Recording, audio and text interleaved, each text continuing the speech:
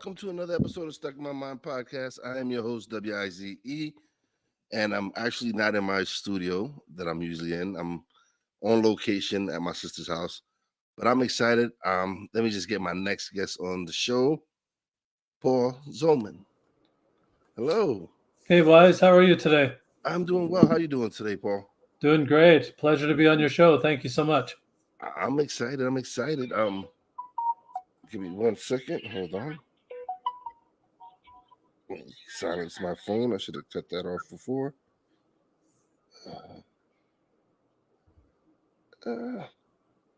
Yeah, as you can tell, I don't do many on location. Oh man. All right, Paul. So I'm excited. So you're an author. You released a book. Tell us the title of your book, and what's it about?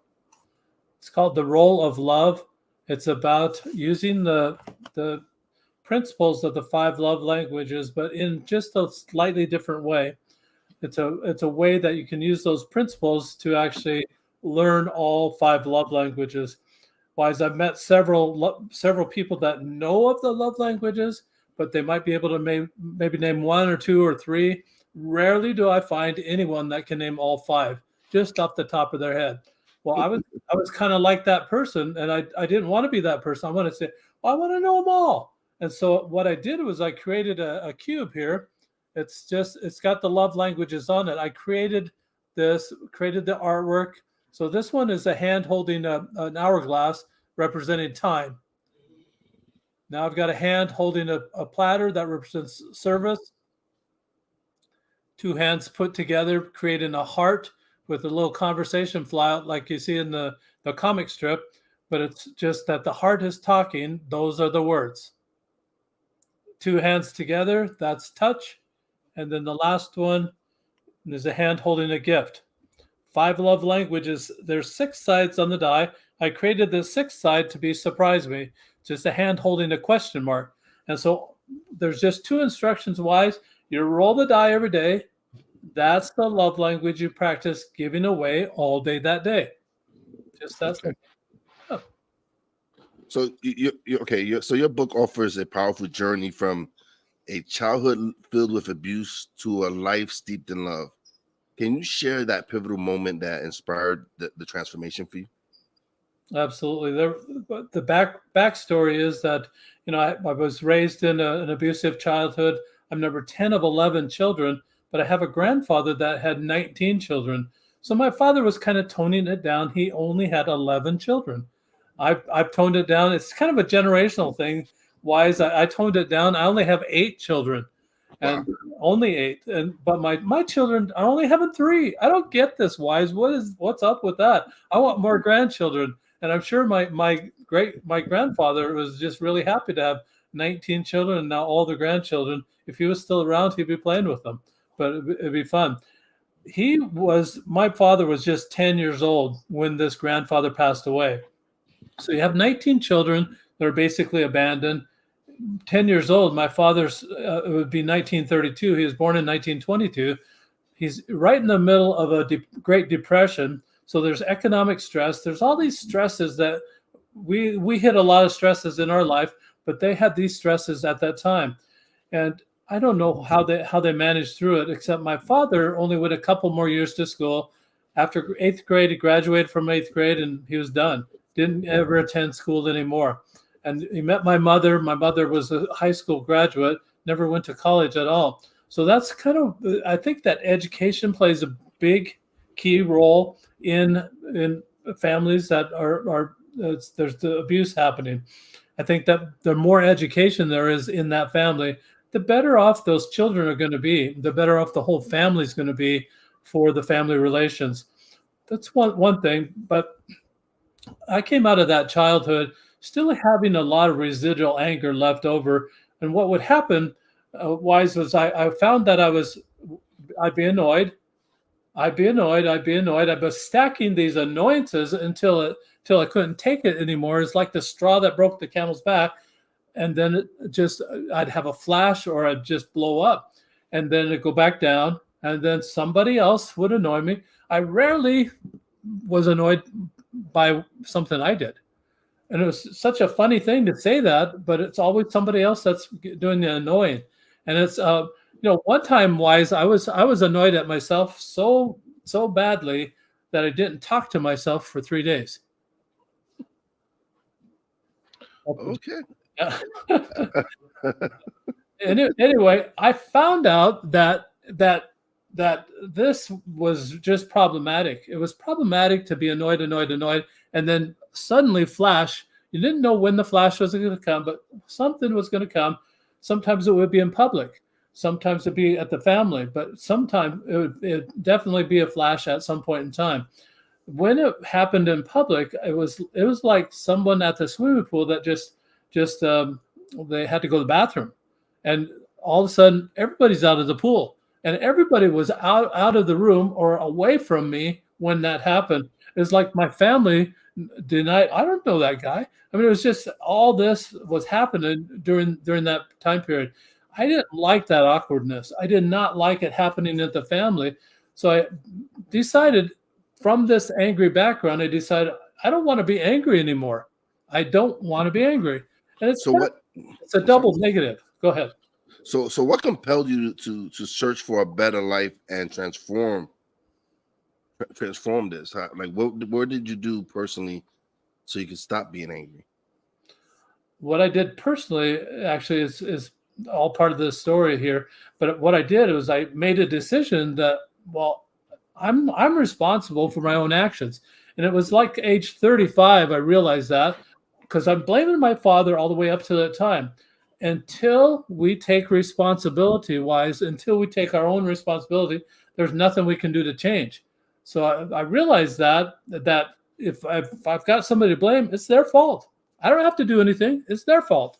And talk to them about changing, or talk to them about changing what they're doing, so I don't have to be angry at them. And it's just ridiculous kind of reasoning that I had. But that was a pivotal point. Another pivotal point came just 15 years ago when I was married, got divorced, and then was dating another person. It's time. I'm serious with this person. It's time to take this person up for big brother approval. I'm number 10 of 11 wise. I always have to have big brother, big sister approval. So I took her up. First thing that happened when we went into the house is that my sister-in-law pulled her aside and said, the only emotion that the Zolman family had growing up or learned growing up is anger. At first I said, then it made me mad. And I thought, she really nailed it. And so that was a huge pivotal point that I thought, if that's the perception, I've got an opportunity right here and now to change that perception. So I started reading the color code, and I started reading the 5 love languages, and I really liked the principles of the 5 love languages. I'm Christian, and Dr. Chapman was a reverend or pastor. He said that these actually reconcile to the life of Jesus Christ. I thought that's a great idea to try to be like that person. And so if I practice these 5 love languages, I'll be like that. But his application didn't work for me. For the most part, his book was about romantic relationships and not other relationships. I was single at the time. I didn't have a romantic relationship, and just that was going anywhere at the time. So what I decided to do, it just wasn't working for me. He suggested that I would get, if I guess what your love language is and cater to that, then we're going to be buddies. I'm a bad guesser. It wasn't happening. And most of the time it wasn't happening. The second thing he has in his book is that, well, if you take this survey, you can find out what your love language is. Well, what am I supposed to do with that? Why is advertised? Hello. Why is I'm gifts? What do you have for me today? So awkward. Remember, I'm done with awkward. They're not doing that anymore. And that didn't work for me either. So I decided I'd contact Dr. Chapman. I had an idea that when I was a child, as dysfunctional as our family was, I loved playing games. And that's when I decided, well, I'll make it a game. And that's, I asked Dr. Chapman, are you licensing those icons there and that you have for the love languages? He said no. And his attorney sent back and said, no, they're not doing that. Well, I contacted my attorney here in town. He's an intellectual property attorney, copyright attorney. He said that theory, like the love language theory, is not copyrightable. Application is. So the way that you present it is copyrightable. He wasn't doing it as a game, so I felt appropriately that I could make it a game and make it work. And it works really well that you just roll the die over a 30-day period. You actually learn how to give away all 5 love languages. It'll be randomized, but it's just you'll learn them all. By doing that, it does 2 things. It makes you become what I like to call a love language linguist. Sexy title wise, I know you want that. All your listeners want that title too. Just think about it. You put it on your resume, you go to that employer, the employer says, "What the heck is a love language linguist?" And you say, "Well, I just love people." They want their customers loved and they want a loving environment within the workplace. The second thing that happens is that by learning to give away all the love languages, now you can see it when it comes your way. It improves your communication skills. No longer are you myopic and you can only see your primary love language as love. And everything else might be nice, but it's not your love language. You don't feel loved. But now that you can see, well, it's not my primary love language, but I can see they're loving on me. I can respond appropriately to that. It gives you that peripheral vision to be able to do that. In your book, you mentioned creating a paradigm shift that changed your life. Can you describe this shift and its significance in your journey? Absolutely. So the paradigm shift was, instead of looking at what's wrong with people, being annoyed by that, all of a sudden I'm rolling the die. Now I'm watching for what's right about that person. What can I love about that person? And when you look at people, maybe 80, 90, maybe 95% of that person is a good person. And they've got these weaknesses or they've got these little nuances that they have in their personality or whatever that might not be exactly what you're looking for.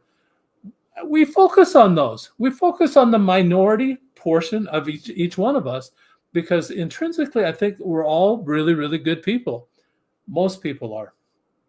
That's the focus now. So I became so busy watching for that it was a whole paradigm shift. I had 0 time to be annoyed, 0 time to think that I even had a say in what their choices were. All these people that were annoying me, now I'm letting them make their choices and they can annoy themselves. I'm not in that lane anymore. I'm in the lane of doing what I feel is sending out love and watching for them to light up. When they light up, I've discovered what their primary love language is. No longer wise do you have to pause the relationship, says, "Excuse me, could you take this survey so that I can know how to love you?" And that's awkward. You don't have to do that anymore. You just watch when they light up. And when they light up, you've discovered either a secondary or primary love language. Okay, cool. So,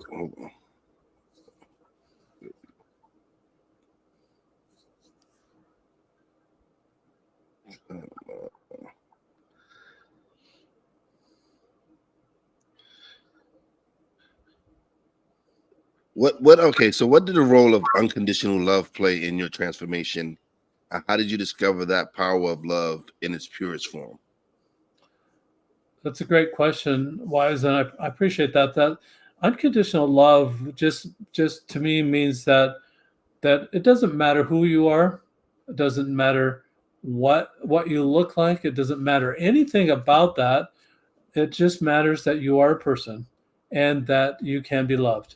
And so, with that mindset that everybody needs love, everybody wants to be loved, it just becomes natural to give it to anybody, regardless of anything. It doesn't matter, regardless of their background, regardless of any religious affiliation, regardless of anything. It doesn't matter about that at all. It matters that they have good in them. You want to focus on that. I like to compare it to a magnifying glass. You see, the magnifying glass makes things bigger. Who in their right mind wants to make the mistakes of other people bigger? Because guess what? That's coming right back at you. If you're looking at their mistakes, they're coming back at you looking at your mistakes. Why would you even do that? Why do we do that? And it's done all day long. Instead, magnify those good things that are wonderful about people. There are wonderful things about everyone, and you can find it. Look for it, and it's just like learning a new vocabulary word.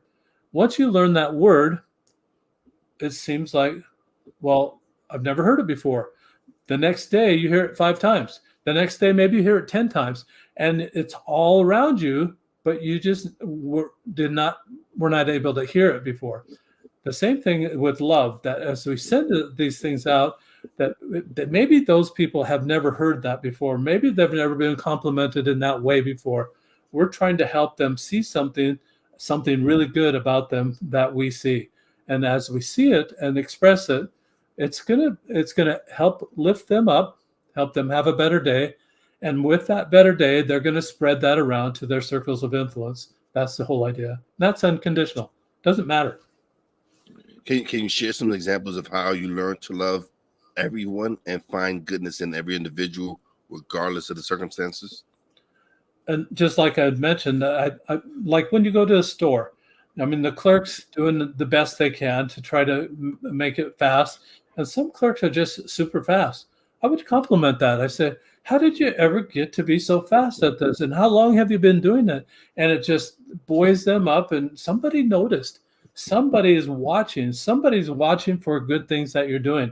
And as they're watching for it and expressing that, then it helps you do more good. And I think that is what motivates me, and I think that's what motivates other people to watch for good in other people. It just is something. It When you light somebody up, it fills your well. You know, you've heard of the self-love stuff, and you'll find self-love by giving it away. And let me explain it this way, Wise.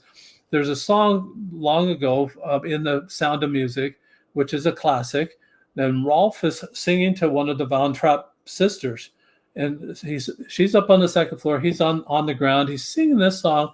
In the song, it says, "Love in the heart wasn't put there to stay.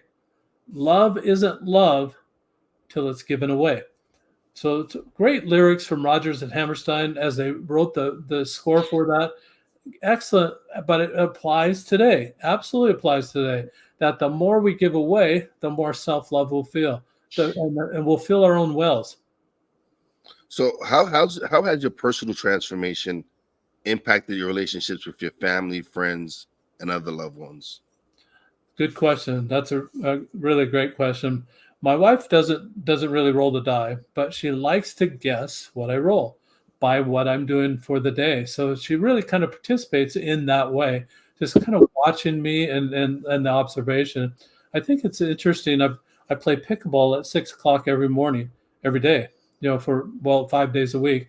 And those people I play pickleball with, I've convinced them that pickleball is very similar to tennis, but it's not exactly like tennis. And in tennis, they start the first serve of the game. They say love all. In pickleball, I've trained these people that I play with. We say love everyone, and it's just a little bit different, but just trying to spread the love that way.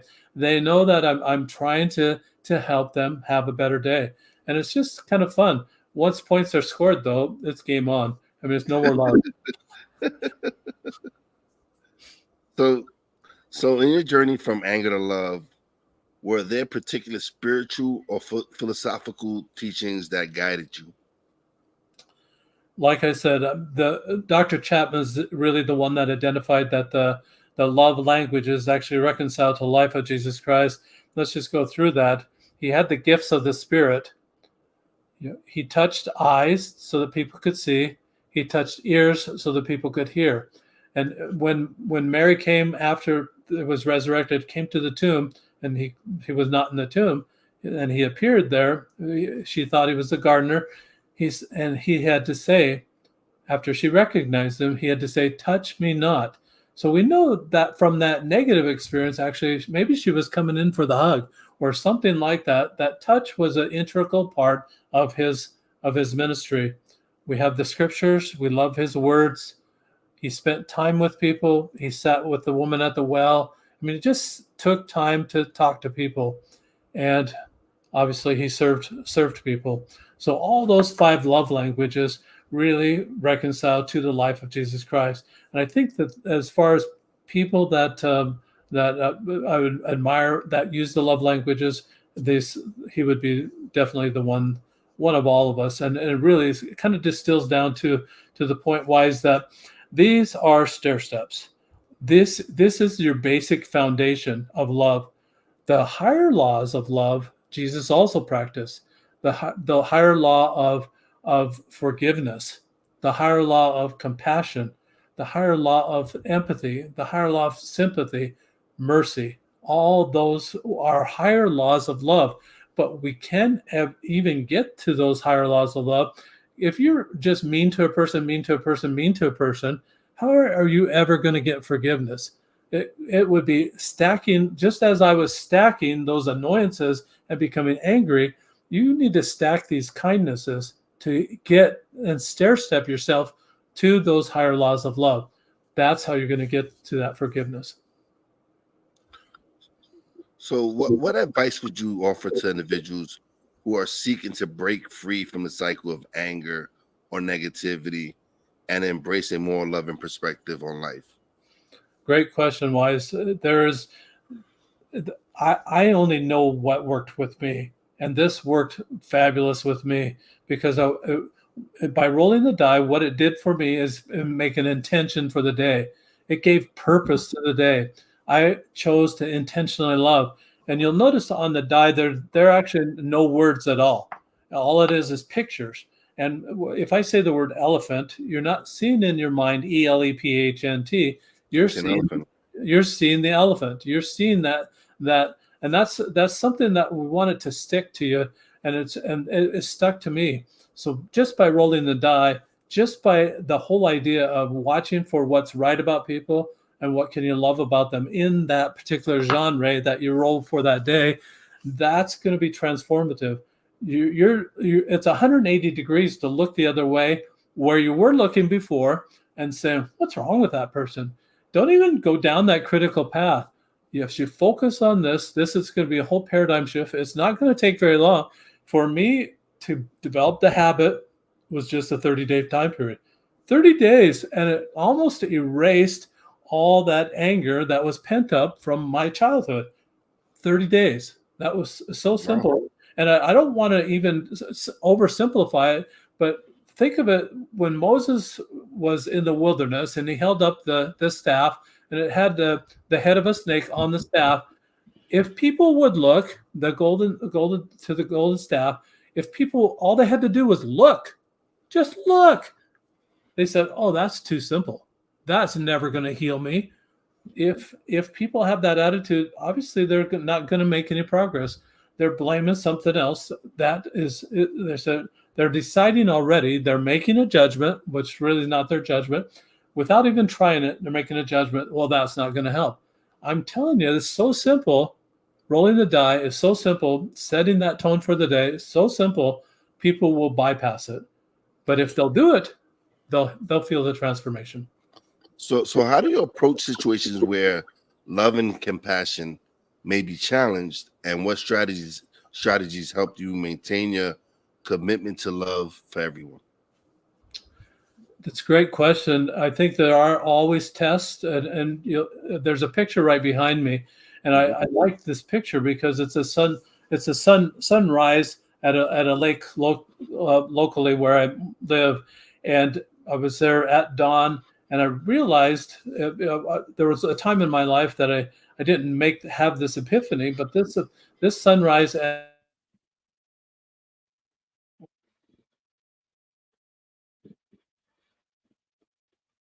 sun sets all have clouds. We all are going to have some adversity in our life, and the best way to handle that adversity and that contention with others is to not discount people or not to diss people about what troubles they might be going through at that particular time, but help them through it. And then once they get through that cloud or they get through that trial of life, then they'll see the silver lining. Then they'll see the beautiful sunrise or the beautiful sunset on that particular problem. And I think that's what we need to do when we come up to adversity. Something's bothering that person in their life, something that we possibly could help with. We're there for a reason. Why not just ask them, what can we help? How can we get you through this trial that you're doing? Instead of getting angry because they're angry at their circumstances, instead of going that route and joining them in that anger, which will solve nothing, ask what you can do to help them through their crisis. Awesome. Awesome. So you offer various products related to the roles of love. Can you share some of these resources that to support others on their path to embracing love? So say that again. I'm sorry. So you offer various products related to the role of love, right? Yes. Can you share how these resources support others on their path to embracing love? Okay, so we've talked about the die a little bit. The book actually explains kind of a new philosophy for each one of the love languages. Then it adds a few other roles of love, like the role of observation or the role of authenticity. Those type of roles are really essential also to the role of love. That's a book. Now, picture wise, a classroom, and at the beginning of the day, they're rolling die, and the teacher. It takes 2 seconds. The teacher's saying, "A class, we're watching for this type of behavior all day long." So at the end of the day, that child gets to write in a journal. In that journal, they put what they rolled, what opportunities they saw to love in that way, what they did about those opportunities. So what it essentially becomes, and I'm testing it within K through 6th grade, what it essentially becomes is that these children now have a love journal. Second thing that happens is that they learn the languages of love. Third thing that happens is that they're able to decompress at the end of the day. I've talked with teachers wise around the world, and without any doubt, the last 10 to 15 minutes of the day is non-productive time. The children have been there all day. They're antsy. They know the bell's going to ring, and their brains are mush. They've tried to learn and try to absorb everything. That's the time to decompress. Journal writing is a perfect way to decompress. So what they do is they just write about how they acted that day. What opportunities did they see to love in that way? What did they do about those opportunities? Now you've got a page of the journal. It decompresses them. The second thing that happens is that they're responsible for their own actions. I would have loved to have learned how to be responsible for my own actions a lot sooner than age 35. If I would have realized that I can't blame anyone else for my problems. If I blame someone, I don't have to do a thing about it because it's their fault. If I realize that blaming doesn't solve the problem, but taking responsibility actually solves the problem, we're teaching these kids in school now about love and how that loving is going to solve a lot of those misbehaving problems. It's going to tamp down the misbehaving. It's going to help them be aware. What am I doing today? How can I love that person instead of getting mad at a person? It's really going to change the whole structure of the school system, because now there's less discipline time. Now it's not the teacher deciding what the student's going to do.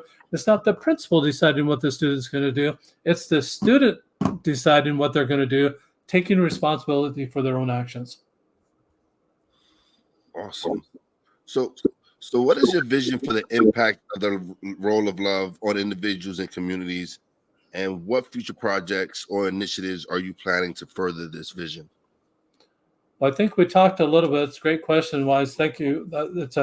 We talked a little bit about getting into schools. I think that what I probably will do is develop a nonprofit organization that corporate sponsors can donate to the organization, and that the sole purpose of that nonprofit organization is to disseminate all the die and the journal pages to the school. There's a cost of doing that, obviously, but I want to get it into the schools as soon as possible.